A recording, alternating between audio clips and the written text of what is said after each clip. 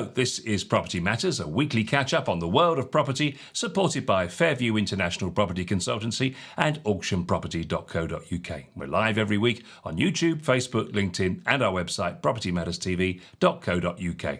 If you're watching on the website, leave us a Google review. If you're on the socials, get involved in the comments section below. Our email address for discussion topics, hello@propertymatterstv.co.uk. There's a podcast version of the show every Monday if you want to get us on the move, available from all those podcast platforms on the other side of the screen. So let's get into this week's property news with our expert, Joe Joshi. Hi, Joe. Hello, everybody, welcome to another Property Matters. It's summertime, but it's still active. Indeed, very much indeed. And this is an interesting story that we've got today. The value of a real estate asset is closely associated with the economic value created by the activities that are done there. These activities, like the buildings that house them, are often resistant to change due to the hurdles of altering zoning laws and the cost of moving them. This gives rise to a sense of predictability about what activities can and will transpire on a particular parcel of land. Yet there are moments when the tides of social and technological evolution converge and our perception of land value shifts drastically. The recent pandemic-induced lockdowns have been one such catalyst, causing changes to spread across various real estate sectors. Of course, we all know that remote and hybrid working arrangements have changed the narrative around the economic utility of office real estate as society has adapted to a post-pandemic world. The role of the office has shifted in the face of new challenges and new opportunities. One area that hasn't gotten as much attention in the wake of the pandemic is the residential sector, with new employment arrangements and the widespread adoption of remote working tools like video conferencing and cloud storage. High-earning knowledge sector workers in gateway cities have had the opportunity to move away from traditional urban centres, choosing instead cities and regions that would have otherwise been untenable for them to live and work in. And indeed, many have done that. In the UK, idyllic coastal and mountainous areas have seen rapid growth in real estate values. In Cornwall, for example, prices have grown by more than a quarter over the past 5 years, while prices in the southeast and Dorset have gone down by a fifth. In 2021, it was reported that Cornwall had overtaken London as the most popular destination for buyers. The desirability of these locations for their natural beauty is nothing new. However, high-earning households historically couldn't consider actually living in mountain hamlets and seaside towns because they lacked the nearby high-paying jobs. The value of the land and the extension of the real estate was largely determined by the local economy. So it's a very interesting situation. I hadn't really given this much thought, Joe, that basically sometimes technology, and there is an instance that we'll come on to in a minute that happened prior to the pandemic. But the pandemic really has had a massive effect on how property and where people live works.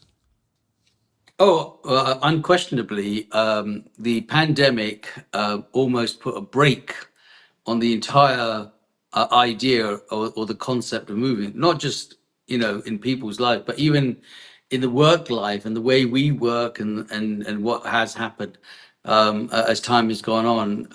It's huge, really. And we're probably beginning to maybe value that more now, 2, 3, 4 years down the road, and beginning to really see it. But we didn't see it at the time, because at the time it was always the race for space. If you remember, everybody wanted to get out and go away from somebody, and if somebody was sneezing, like 100 million people's eyes were on you, as if like you're the one that's now spreading the germs, etc. And all of those things at the time, now if you look back and reflect, made a huge change in the way we work, live, and exist, and also where we work, live, and exist. There was always a thing about the bright lights of a city, for example, in any city all over the world, which was always the attraction for the next blood, the generation, saying, I don't want to live in the village that we've grown up. I want to go and live my life in the bright lights of a big city, New York, London, Paris, whatever that might be. And with that came its own thing. But when the pandemic came and went, it actually sort of made us realize, stop and think about what we are doing, what is happening, and actually we can do things differently. and differently they are. I mean, there was a time when office blocks were full of office workers, and now there are office blocks that are no longer full of office workers, and factories and conversations and conferences. You'd have to travel to go and do a conference. Now you don't need to do that. You can do it sitting in your own home. So there's a lot of things that the pandemic actually brought change, and as we unfold now, we are beginning to see the real effects of that. Yeah, because we're coming up to the fifth anniversary of the beginning of the pandemic, which doesn't seem thinkable really when you actually look at it. But nonetheless, you've got this issue whereby in the past you've got the notion that you always needed to buy a property that was near a mainline railway station, and you'd need to be up in London. So certain areas got greater value because of that connection factor. But now, of course, you don't really need to. So it's really leveled up some remote little villages that maybe not particularly well connected in terms of public transport can equally be a little haven to run your own little business. Yes, I mean, there are some important factors to take into consideration. Still, they are different factors, but they are still important factors. So you're right in saying that communication, for example, road, rail, etc., would have made a huge difference if you're going to travel into London. You need the accessibility for all of those things, and therefore you might live in a town that is slightly outside London, but it's by a train station, not far from a motorway junction, or all the above. Now those desires are different. They are how fast is the internet? Can I get any connection? How good is that connection? If that connection is not there, then it doesn't matter how remote you want to be. It stops you working and doing the things you want to do. Though that has changed dramatically, in recent times, we know that people like BT have been writing to everybody that, the old terrestrial landlines are now dying, and you're now going to have everything through the net. And as the net goes and expands, how far will that go? Where does that go? So all of those things are now becoming the reasons, as opposed to perhaps what was the reasons, like connectivity. Things that haven't changed and probably won't change for many years to come, unless they continue to start to develop remote learning, as so to speak, and that will then cause probably more mental health issues, is education, because you want to get your children into the best possible schools, and those schools might be in a given area, and that given area might be connected to the right sort of road links, rail links, air links, etc., depending if you're a local person, international, or a national person. So schooling is probably one of the only things that hasn't really changed that. But work-wise, yes, that's now changed a lot from where you could do communication in terms of conferencing has changed. But I think the crux of the child's future, your family's future, is definitely something that is still considered very highly, because people will make that move based on where that child's going to be, what kind of schooling, whether it be a secondary, grammar, university, etc. All of those are still drivers of where you need to be. They actually say in the report here that they feel that properties now have a wider pool of potential tenants or buyers, because obviously it can include anyone, because they can, as long as as you say, as long as you've got the right internet, you can literally transform that home into a trading floor or a movie studio or a laboratory or anything you want, really. And interesting to think, really, that probably the internet and the connectivity of that is probably more important now than the connectivity of a local railway station to get to the office. The internet has replaced the importance of trains, but the main thing is that the train system is also has its own points. So when you're looking at where you were working, you might need those links to go from, say, Waterloo or from Piccadilly or whatever. But that is now lesser if the internet is right and strong in your area, because you can do a lot of the work. So hybrid is likely. the new buzzword, isn't it? It's the big thing. It's a bit like when we used to talk about the pandemic, Paul. It was like the race for space, but now it's hybrid. Hybrid means basically some days people will work from home, some days they will travel in, some days they even for company will go into a cafe or an office environment that allows co-workers from different operations to work, so they get that buzz of camaraderie and people that they can exchange with. So there's so much more flexibility now in the way people work, and that is fundamentally related to the quality of the internet that they may have in that area. Interesting novel use of residential spaces. I've not seen this before, but they say that they have evidence of houses being repurposed as remote workspaces for knowledge workers. So, enterprising individuals in, say, a village, presumably turning a 5-bedroom house into 5 offices with social facilities downstairs. What's your thoughts on that, Joe? That's a new one on me. Yeah, I think it's probably more of a gimmick, depending on where it might be. I mean, it has to be an area that you would normally not be able to afford and have. So it might be coastal, it might be somewhere that is completely remote, and they might convert. And sometimes it's what the use of that is. And again, it might just be the fact that that point of that location is where the internet is the strongest. So you might have a house, for example, in on a mountainous location where that particular point, the GPS point of your property might be the best and the strongest internet. So all of a sudden you can think about, actually I can utilize this property to convert into, maybe like you say, 5 offices or for working space, or a cafe where people can come in and interact, and they get good connection. Good connection is now as paramount as a good train station or as a good schooling, because people do now research that as part of their home search. Does it have a good quality, fiber optic internet connection? If it doesn't, then that could be a reason why a sale may not happen. Because there is an implication. There is an implication here. I mean, I work from home myself now, and some weeks I cannot see anyone apart from on a screen like where we are now. So the situation from a mental health perspective, to have something like that in your town where you could go. I mean, I know you've got Regis offices and all that kind of thing available already, but they are a very big and very different concern. The notion that you could literally sort of pop down the street and somebody's got a sort of a home hub type arrangement that turns into a sort of mini office would be a way to get out of the house and see other people. Seems like a quite an enterprising prospect. Well, I mean, much of the bigger brand fast food coffee shops have already adopted that. We know that.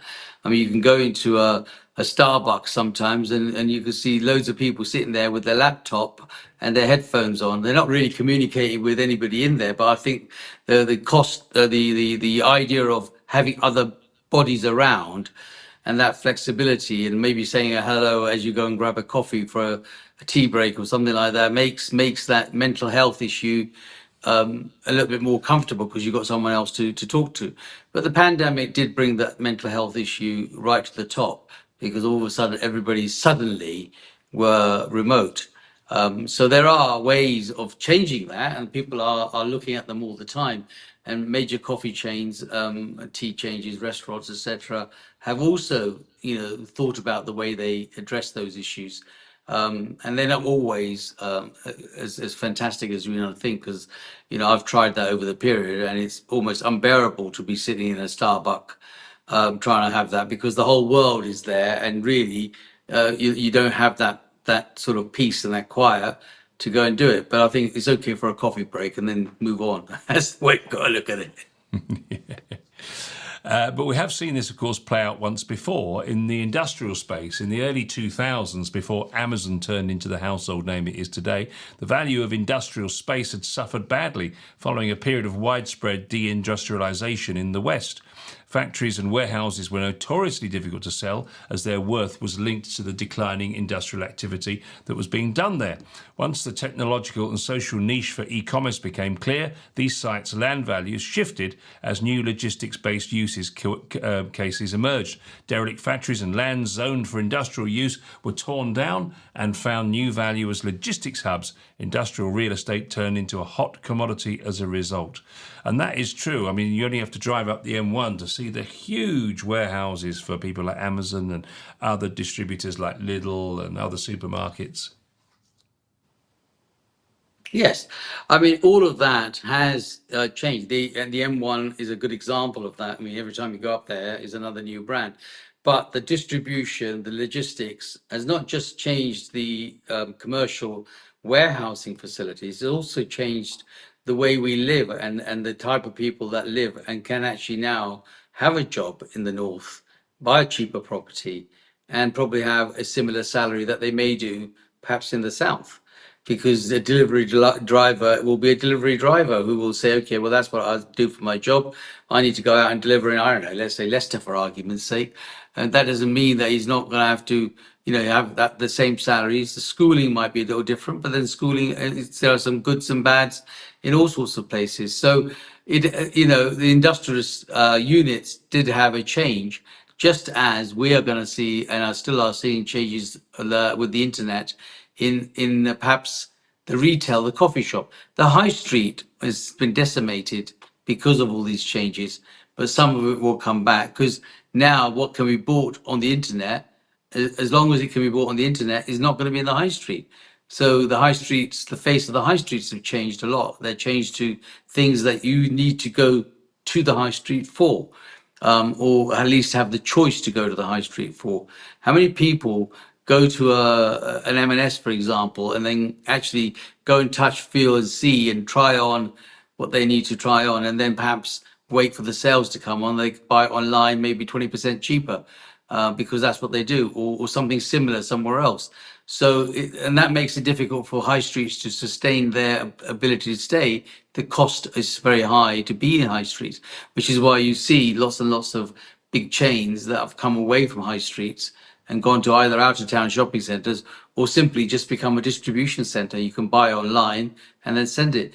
I think the cleverness on their part is things like sending things back. So they're happy to send it to you because the margin is fairer on their side. If something doesn't fit well, or you end up starting to spend money to actually send it back to get some of your basic money, and sometimes it's actually almost not worth sending it back because the amount of money you're going to spend sending it back is not worth the money you're actually going to return. So it's quite clever marketing. So they think, oh, well, they bought it. They're never going to send it back anyway, but we give them the option to send it back.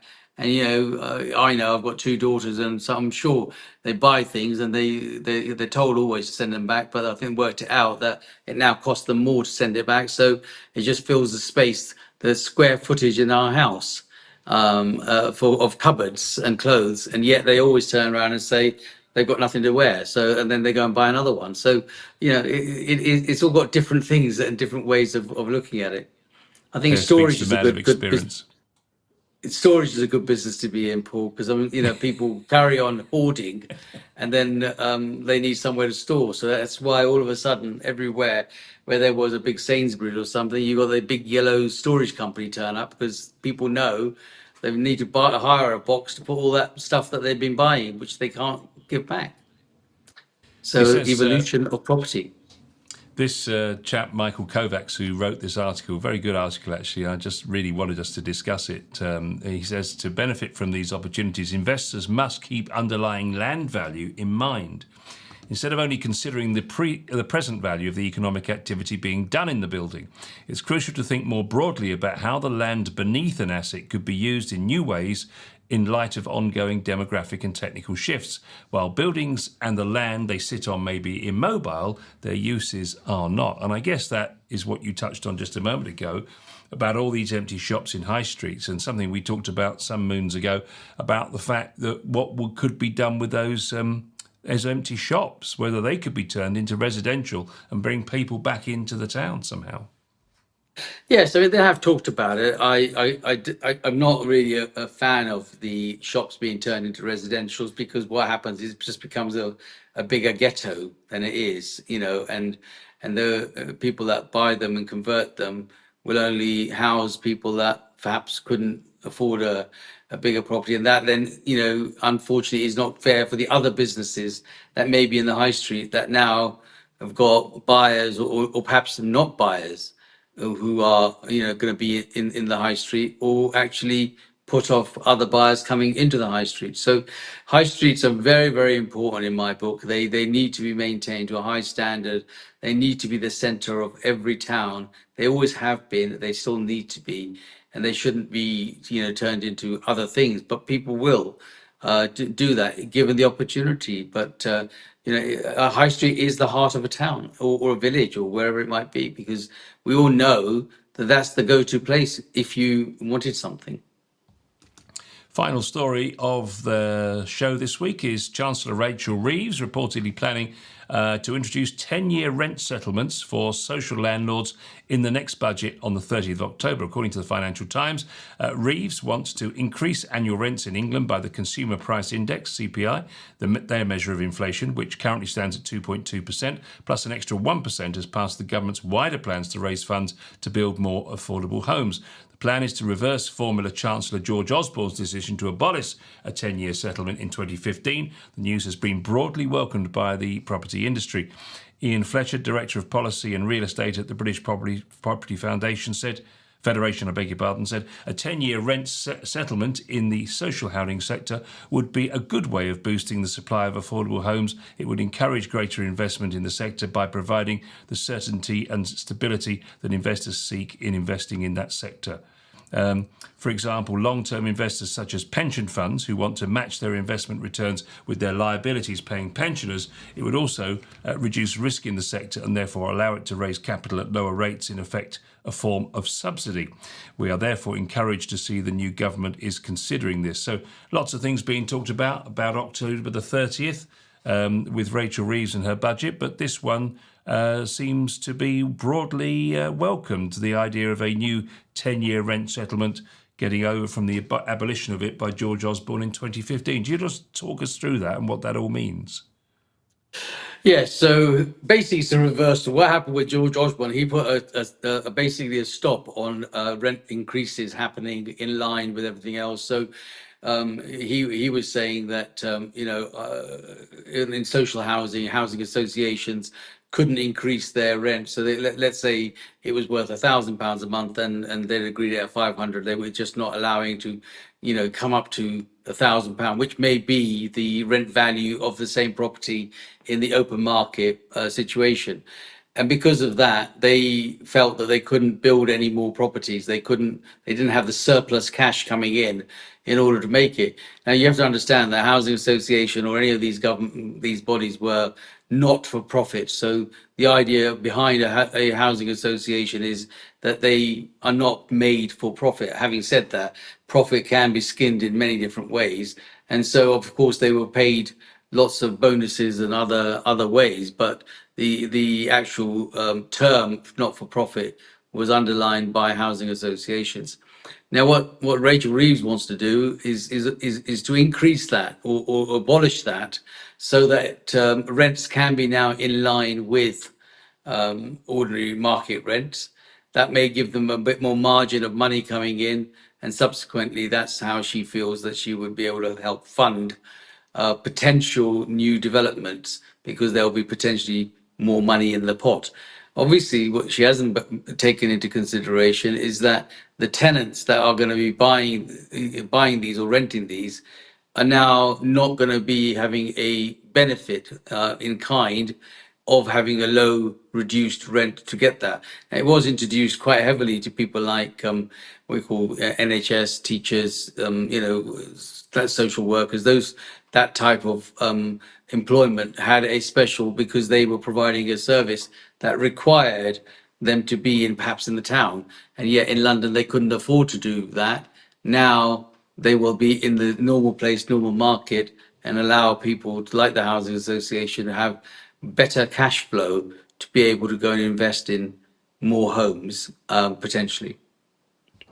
Yeah, they say the plan for social rent homes, which is those rented usually at 50% of market rate, will be welcomed by the councils and housing associations who are now facing a squeeze on their finances and has put the brakes on house building. She has promised to achieve the biggest boost in affordable and social housing in a generation as part of the target of building 1.5 million homes during this Parliament. Last month, she outlined a series of housing policies to support this, including promises to soon provide rent stability and details of government investment. In recent decades, councils have largely stopped large-scale house building, with local authorities providing less than 2% of the new homes in the country for more than 40 years. Housing associations, which now build the majority of social homes, have also put the brakes on development spending, instead investing in existing buildings after the Grenfell Tower fire and various scandals exposing the poor standards across their stock.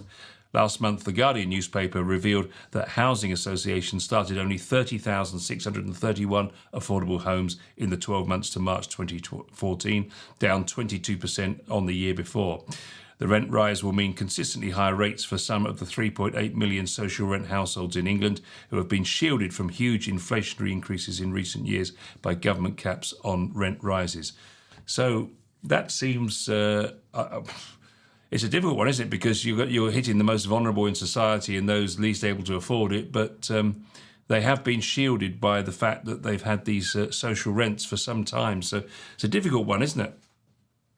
Well, what do they say? The Lord taketh one and giveth the other. So, all she's doing is balancing her books, making it look good for those that are housing associations, so she can raise the money to reach the targets of the 1.5 million homes that she's making a promise to build, but at a price. And the price is that, it's going to hike the rental, yielding a return for the housing association, and the people that are renting those properties are now going to feel the pain which they may have not. So that will mean an exodus from either those types of jobs, those types of homes, into other areas. So it's not going to be as wonderful as it is, but certainly not having that cap is good news.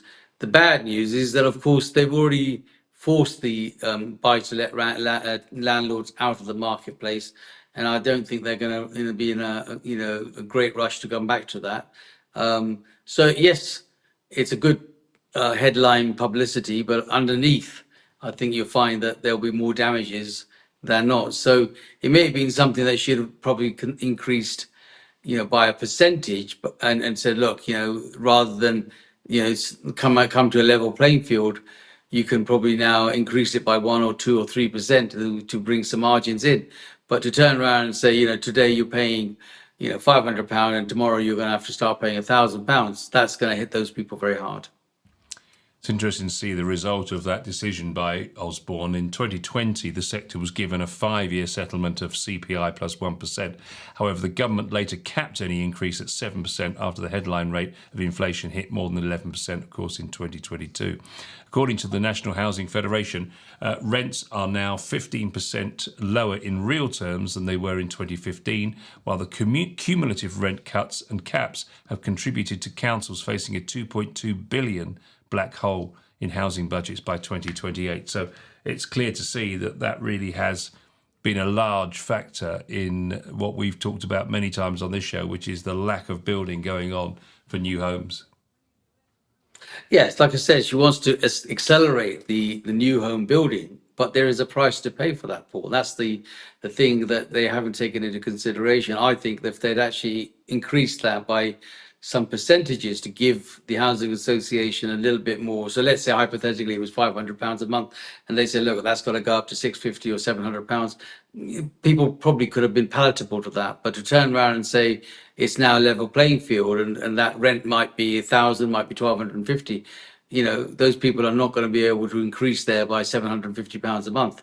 So there's going to be some damages there, and those damages are going to result in people saying, well, actually, I can't afford to live here.